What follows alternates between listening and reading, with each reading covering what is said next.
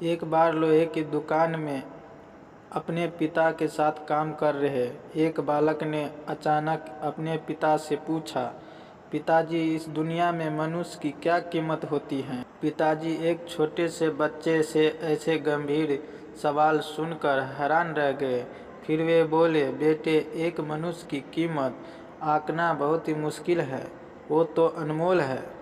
बालक ने बोला, क्या सभी इतने ही कीमती और महत्वपूर्ण है? पिताजी ने जवाब दिया, हाँ बेटे। बालक के कुछ पल्ले पड़ा नहीं। उसने फिर सवाल किया, तो फिर इस दुनिया में कोई गरीब तो कोई अमीर क्यों है? किसी की कम इज्जत तो किसी की ज़्यादा क्यों होती है? सवाल सुनकर पिताजी कुछ देर तक शांत रहे और फिर बालक से स्टोर रूम में पड़ा एक लोहे का रॉड लाने को कहा। रॉड लाते ही पिताजी ने पूछा, इसकी क्या कीमत होगी?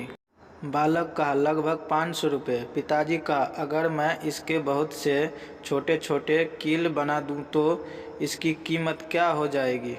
बालक कुछ देर सोचकर बोला, तब तो ये और महंगा बिकेगा, लगभग 1000 रुपये का। पिताजी कहा, अगर मैं इस लोहे से घड़ी के बहुत सारे स्प्रिंग बना दूं तो?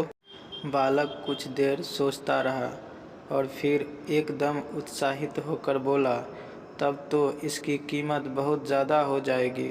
पिताजी उसे समझाते हुए बोले, ठीक इसी तरह मनुष्य की कीमत इसमें नहीं है कि अभी वो क्या है, बल्कि इनमें है कि वो अपने आप को क्या बना सकता है।